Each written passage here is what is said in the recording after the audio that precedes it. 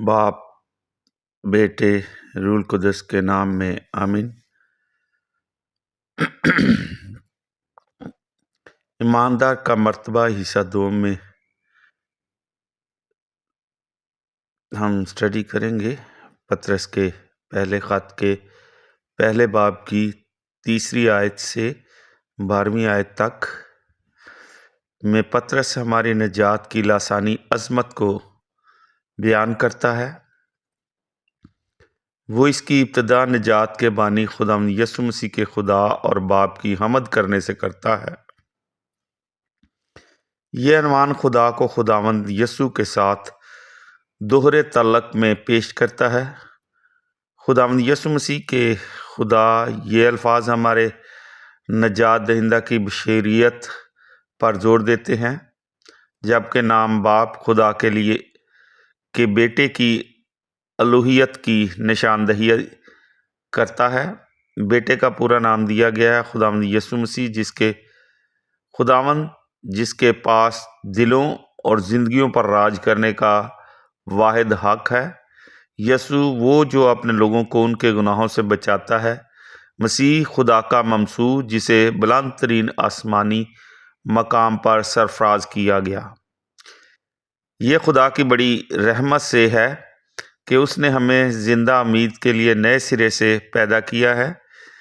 اس نجات کا سرچشمہ خدا ہے۔ اس کی بڑی رحمت اس کی وجہ اور سبب ہے۔ نئی پیدائش اس کی نوعیت ہے، نئی امید اس کا موجود اجر ہے۔ یسوع مسیح کا مردوں میں سے جی اٹھنا ہماری نجات کی اور زندہ امید کی راست بنیاد ہے۔ بطور گناہ گار ہماری امید قبر سے آگے نہیں ہے۔ اس سے آگے ہمارے لیے ماسوا یقینی عدالت اور آگ کے کچھ نہیں ہے۔ پہلی تخلیق کے رکن ہوتے ہوئے ہم موت کی سزا کے متحد تھے، لیکن مسیح کے مخلصی کے کام میں ایک ایسی بنیاد مل گئی جس پر خدا گناہ گاروں کو بچا سکتا اور پھر بھی عادل رہ سکتا ہے۔ مسیح نے ہمارے گناہوں کی سزا اٹھا لی ہے، پوری ادائیگی کر دی گئی ہے۔ عدل کا تقاضا پورا ہو گیا ہے اور اب رحمت ان پر ہو سکتی ہے جو خوشخبری کی فرمانبرداری کرتے ہیں۔ مسیح کے جی اٹھنے میں خدا نے اپنے بیٹے کی قربانی پر پورے اطمینان کا اظہار کر دیا ہے۔ مسیح کا جی اٹھنا خداوند کی اس پکار کے جواب میں ہے کہ پورا ہوا باپ کی آمین۔ پھر مزید یہ کہ مسیح کا جی اٹھنا ایک عہد ہے کہ وہ سب جو مسیح میں مرتے ہیں مردوں میں سے جی اٹھیں گے۔ یہ ہماری زندہ امید ہے، یعنی یہ امید کہ ہم مسیح کے ساتھ رہنے کے لیے اپنے آسمانی گھر جائیں گے اور ہمیشہ کے لیے اس کی مانند ہوں گے۔ زندہ امید کو حال اور مستقبل میں کڑی کہتے ہیں۔ پہلے باب کی 4 آیات 4 اور 5 نجات کے اس مستقبل کے پہلو کو بیان کرتی ہیں۔ جب ہم نئے سرے سے پیدا ہوئے تو ہمیں آسمان میں میراث کی یقینی امید ہے۔ اس میراث میں وہ سب کچھ شامل ہے جس سے ایماندار آسمان میں ابد تک لطف انداز ہوں گے، اور وہ سب مسیح کے وسیلے سے ان کا ہوگا۔ آپ حوالہ بھی اسٹڈی کر سکتے ہیں، زبور 16 باب 5ویں آیت۔ یہ میراث غیر فانی اور بے داغ اور لازوال ہے۔ غیر فانی کا مطلب ہے جو گھستی نہیں اور نہ خراب ہو سکتی ہے، اس پر موت کا اثر نہیں ہوتا۔ نمبر 2، بے داغ کا مطلب ہے میراث بذات مکمل حالت میں ہے، کوئی داغ یا دھبا اس کے خالص پن کو مدھم نہیں کر سکتا، یہ گناہ سے متاثر نہیں ہوتی۔ نمبر 3، وہ لازوال ہے، یعنی اس کی قدر و قیمت، جلال یا خوبصورتی میں کبھی کمی نہیں ہو سکتی، اس پر وقت اور زمانے کا اثر نہیں ہوتا۔ زمینی میراث غیر یقینی ہوتی ہے۔ بعض اوقات مارکیٹ میں مندے کا رجحان ہونے کے باعث جائیداد کی قیمت تیزی سے گر جاتی ہے۔ بعض اوقات وہ لوگ جن کا نام وصیت میں نہیں ہوتا کامیابی سے مقابلہ کرتے ہیں۔ بعض اوقات لوگ کسی قانونی سکم کی وجہ سے وصیت سے محروم رہ جاتے ہیں، لیکن اس آسمانی میراث پر وقت اور زمانہ کی تبدیلی کا کوئی اثر نہیں پڑتا اور نہ ایمانداروں کو دیے جانے میں کوئی رکاوٹ حائل ہو سکتی ہے۔ یہ خدا کے فرزند کے لیے آسمانی خزانہ میں محفوظ ہے۔ پہلے باب کی 5ویں آیت، نہ صرف ایمانداروں کے لیے میراث کی حفاظت کی جاتی ہے بلکہ اس کے لیے ایمانداروں کی بھی حفاظت کی جاتی ہے۔ اس زندگی میں یہ ممکن ہے کہ میراث کے تقسیم ہونے سے پیشتر ایک وارث وفات پا جائے، لیکن وہی فضل جو ہمارے لیے ہماری آسمانی میراث کو محفوظ رکھتا ہے، وہ ہمیں بھی اس سے لطف اندوز ہونے کے لیے بطور وارث محفوظ رکھتا ہے۔ خدا کے اپنے لوگوں کے چناؤ کو کبھی بھی شکست نہیں ہوتی۔ وہ جنہیں ازلیت میں چنا گیا تھا اس زمانہ میں بھی محفوظ ہیں اور ابدیت کے لیے بھی ان کی حفاظت کی جائے گی۔ مسیح میں ایماندار ہمیشہ کے لیے محفوظ ہیں، لیکن ابدی حفاظت کا ایک انسانی پہلو بھی ہے اور الہی پہلو بھی۔ ہم خدا کی قدرت سے حفاظت کیے جاتے ہیں، یہ الہی پہلو ہے، لیکن یہ ایمان کے وسیلہ سے ہے، اور یہ انسانی پہلو ہے، لیکن اس کا مطلب یہ نہیں ہے کہ ایک شخص صرف اس وقت تک ہی بچا رہتا ہے جب تک اس کا ایمان مضبوط ہو۔ جہاں سچا ایمان ہے وہاں وہ جاری بھی رہے گا۔ خدا کی قدرت سے ایمان کے وسیلہ سے اس نجات کے لیے جو آخری وقت میں ظاہر ہونے کو تیار ہے حفاظت کی جاتی ہے۔ یہاں نجات کو صیغہ مستقبل میں بیان کیا گیا ہے۔ اکثر کہا جاتا ہے کہ نجات کے 3 پہلو ہیں۔ نمبر 1، ایماندار اس وقت بچا تھا جبکہ وہ پہلی مرتبہ نجات دہندہ پر ایمان لایا تھا۔ آپ حوالہ اسٹڈی کر سکتے ہیں، افسیوں 2 باب اس کی 8ویں آیت۔ نمبر 2، وہ ہر روز گناہ کی قوت اور تسلط سے بچایا جاتا ہے جب وہ نجات دہندہ کو اجازت دیتا ہے کہ وہ اس کے وسیلہ سے اپنی زندگی بسر کرے۔ آپ حوالہ اسٹڈی کر سکتے ہیں، رومیو 5 باب پہلی آیت۔ نمبر 3، وہ آسمان پر اٹھائے جاتے وقت گناہ کی موجودگی سے بچے گا۔ آپ حوالہ اسٹڈی کر سکتے ہیں، عبرانیوں 9 باب 28 آیت۔ اس کا بدن تبدیل ہو کر جلال بن جائے گا اور ہمیشہ کے لیے گناہ، بیماری اور موت سے محفوظ ہو جائے گا۔ نجات کے اس مستقبل کے صیغہ میں وہ وقت بھی شامل ہے جب مقدسین مسیح کے ساتھ زمین پر واپس آئیں گے اور صاف طور پر ظاہر ہو جائے گا کہ وہ خدا کے فرزند ہے۔ آپ حوالہ اسٹڈی کر سکتے ہیں، یوحنا کا پہلا خط 3 باب 2 آیت۔ پہلے باب کی 6 آیت کو دیکھتے ہیں۔ بدن کی اس مخلصی کی امید اور جلالی میراث کی وجہ سے ایماندار اپنی آزمائشوں کے درمیان بھی خوشی منا سکتے ہیں۔ پطرس نے جن مسیحیوں کو یہ خط لکھا وہ مسیح کی گواہی دینے کے باعث بہت دکھ اٹھا رہے تھے۔ پطرس انہیں مسیحیت کی بظاہر متضاد بات یاد دلاتا ہے، یعنی دکھوں کے درمیان خوشی۔ ایک طرف وہ محفوظ لوگوں کے لیے محفوظ میراث کے خیال میں خوشی منا سکتے ہیں، اور دوسری طرف وہ اس علم میں خوشی منا سکتے ہیں کہ طرح طرح کی آزمائشیں تھوڑے عرصہ کے لیے ہیں جبکہ جلال ہمیشہ کے لیے ہوگا۔ دیکھیے کرنتھیوں کے نام 2 خط اس کا 4 باب 17 آیت۔ پہلے باب کی 7 آیت کی تفسیر کو دیکھتے ہیں۔ دکھ اٹھانے والے مقدسین کے لیے مزید تسلی کی بات یہ ہے کہ ان کے دکھ بے مقصد اور بے پھل نہیں ہیں۔ غیر ایمانداروں کے دکھ جہنم کی ٹیسوں کا پہلے سے مزہ چکھنا ہے جو وہ اب تک برداشت کریں گے، لیکن ایماندار کا معاملہ اس کے برعکس ہے۔ خدا کے فرزند کے لیے دکھوں کے متعدد مفید مقاصد میں سے ایک یہ ہے کہ اس کے ایمان کو آزمایا جائے۔ پطرس ہمارے ایمان کا موازنہ سونے سے کرتا ہے۔ انسان جن دھاتوں سے واقف ہے ان میں سونا ایک ایسی دھات ہے جو برباد نہیں ہوتی، یہ بہت زیادہ تپش برداشت کر سکتی ہے اور ایسا لگتا ہے کہ تباہ نہیں کی جا سکتی، مگر حقیقت یہ ہے کہ سونا بھی فانی ہے اور استعمال دباؤ اور آگ سے ختم ہو جاتا ہے، لیکن حقیقی ایمان کو برباد نہیں کیا جا سکتا۔ ممکن ہے ایماندار کو سخت آزمائشوں میں سے گزرنا پڑے، لیکن اس کے ایمان کو برباد کرنے کی بجائے وہ ایمان کی پرورش کرتی ہیں۔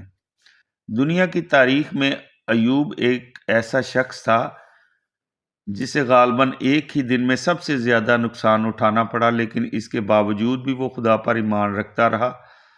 بابل کی آگ کی جلتی بھٹی میں 3 اشخاص کو واقعتاً آگ سے آزمایا گیا۔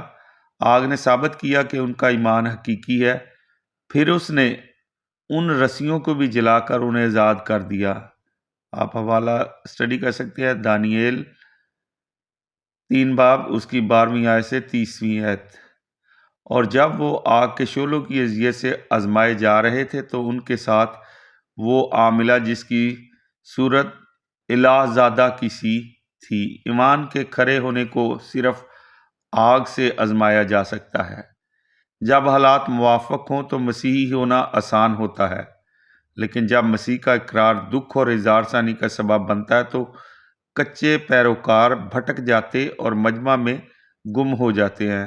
اگر دھرم کی قیمت ادا نہیں کرنی پڑتی تو اس کی کوئی وقت نہیں۔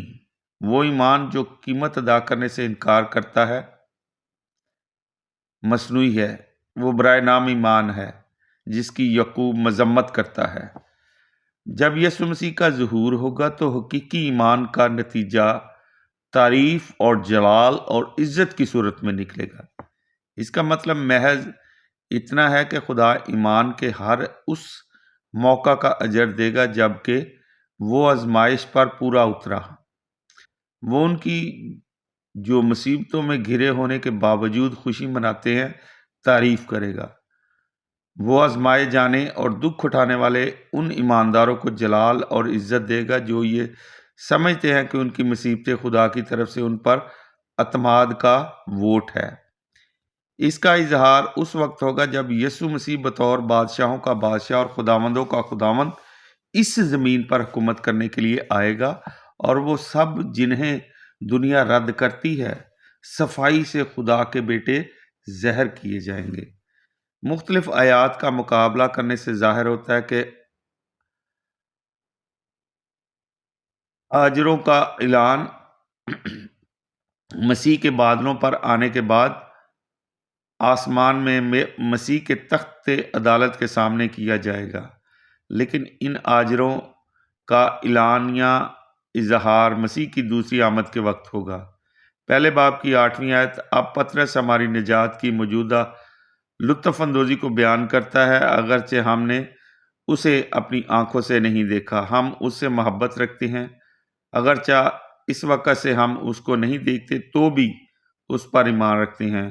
یہ وہ طریقہ ہے جس سے ہم اس مبارک حال میں یا مبارک حالی میں داخل ہوتے ہیں جس کا ذکر اس نے توما سے کیا تھا۔ تو مجھے دیکھ کر ایمان لایا ہے، مبارک ہیں وہ جو بغیر دیکھے ایمان لائے۔ یوحنا 20 باب 29 آیت۔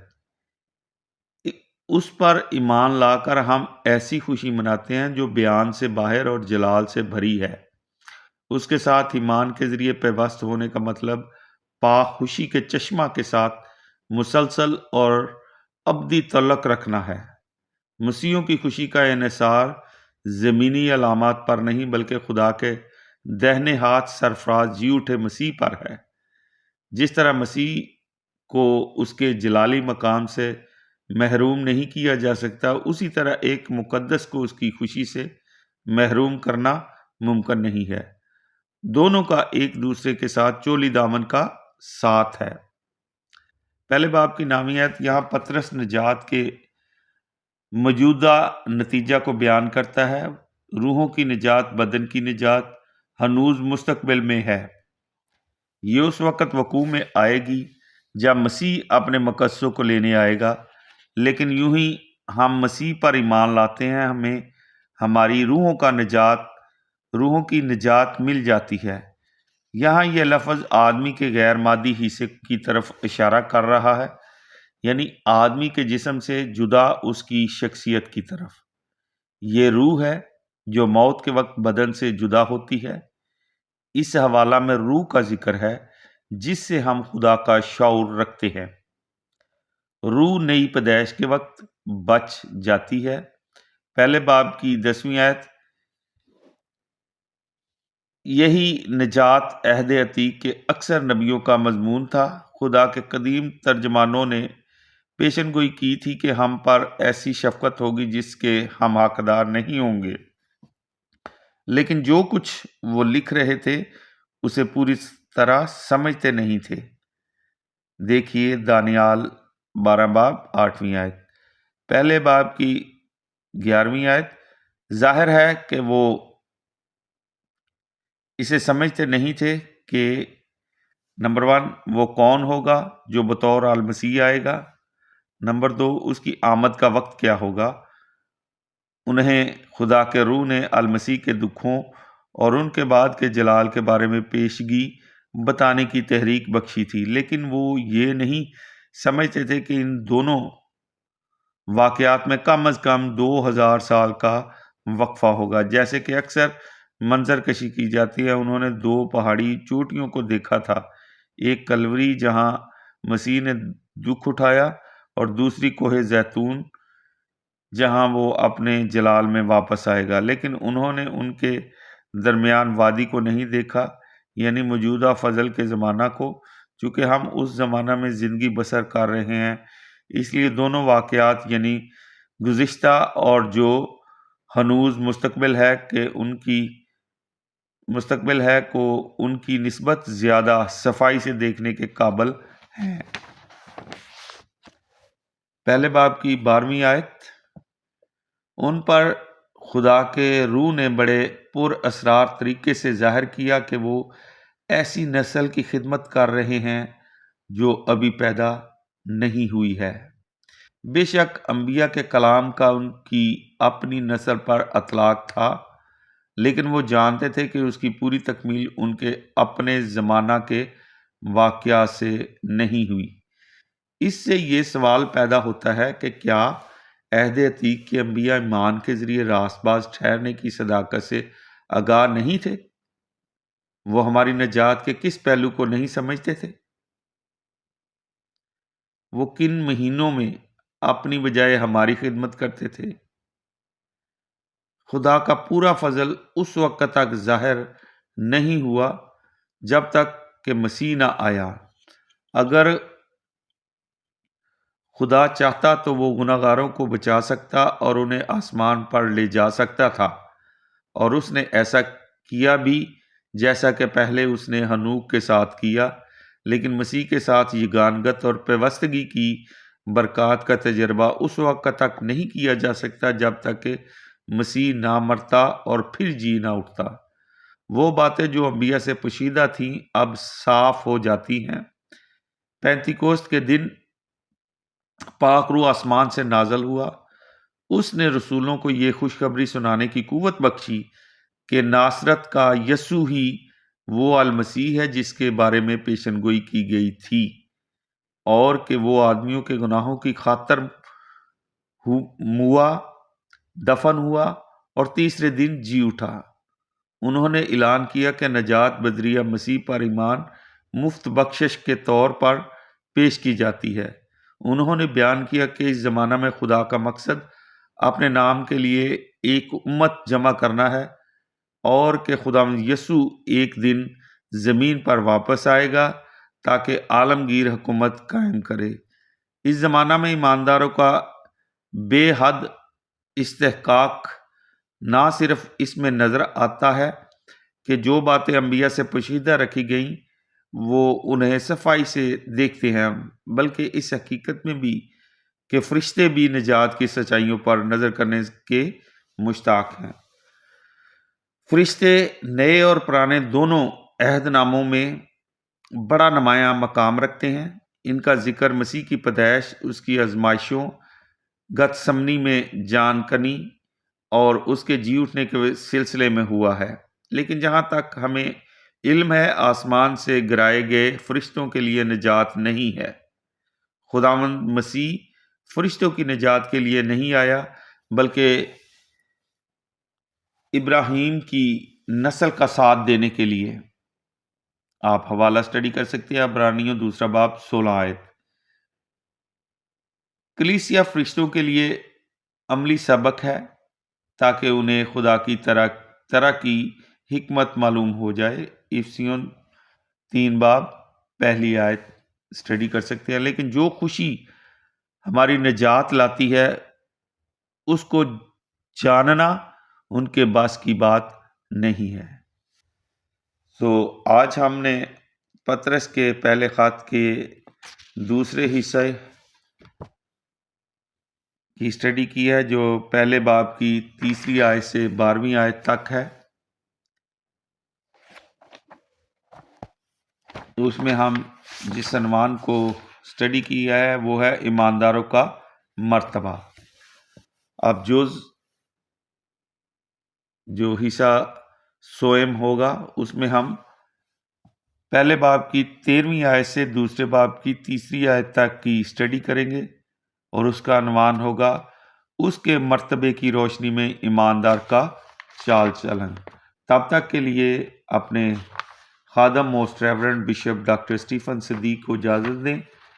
نیکسٹ بائبل اسٹڈی سیشن میں آپ کی خدمت کے ساتھ میں دوبارہ حاضر ہوں گا۔ مسیح خداوند ہم سب کو اپنا کلام پڑھنے، سننے اور اس پر عمل کرنے کی توفیق عطا فرمائے، اور اس کو سمجھنے اور دوسروں کو تک پہنچانے کی کے لیے برکات اور فضائل سے مالا مال کرے۔ یہ سب کچھ مانگتے ہیں اپنے خداوند یسوع مسیح کے نام میں، آمین۔ خدا باپ، بیٹے، روح القدس کے نام سے، آمین۔